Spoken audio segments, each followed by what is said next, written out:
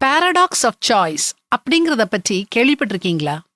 இத தமிழ்ல தெரிவுகளில் முரண்பாடு அப்படின்னு சொல்லலாம்.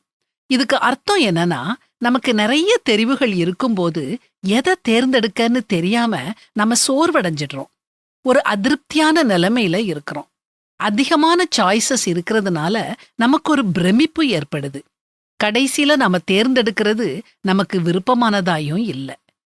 இன்னைக்கு என்ன ட்ரெஸ் போட, எதை சாப்பிட, சோஷியல் மீடியாவுல எந்த நிகழ்ச்சிய பார்க்க, இப்படி நினைச்சு முடிவு செய்யறதுக்குள்ள ஒவ்வொரு நாளும் நம்ம சக்தி வீணா போயிட்டே இருக்குது. அந்த காலத்துல டிவியில ஒரு சேனல் தான் இருந்துச்சு, தூர்தர்ஷன். அதை மட்டும்தான் பார்த்தோம். சந்தோஷமா தான் இருந்தோம். ஆனா இன்னைக்கு எண்ண முடியாத அளவுக்கு சேனல்ஸ். எதை பார்க்க எதை விடன்னு தெரியாம குழம்பிக்கிட்டு இருக்கோம் இல்லையா? இள வயதினர் திருமணம் செய்ய பொண்ணு மாப்பிள தேர்ந்தெடுக்க கஷ்டப்படுறாங்க. ஏகப்பட்ட மேட்ரிமோனியல் சைட்ஸ், அது மட்டும் இல்ல டேட்டிங் சைட்ஸ், சோஷியல் மீடியா, இப்படி வேற நிறைய. சாப்பிட்றதும் இப்படித்தான். முன்னாடி எல்லாம் ஒரு ஹோட்டலுக்கு போவோம், அங்க உள்ள மெனு கார்டை பார்த்து எதையாவது ஆர்டர் பண்ணி சாப்பிட்டுட்டு திருப்தியா வருவோம். ஆனா இன்னைக்கு உணவை ஆர்டர் பண்றதுக்குன்னே ஆப்ஸ் இருக்குது.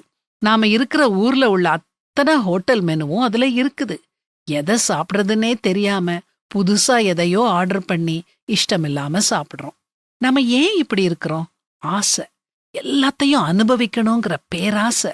தெரிவுகள் பல இருக்கட்டும், நாம அதுல மூழ்கிடாம இருப்போம். கடவுள் நம்ம கிட்ட என்ன எதிர்பார்க்கிறாரு?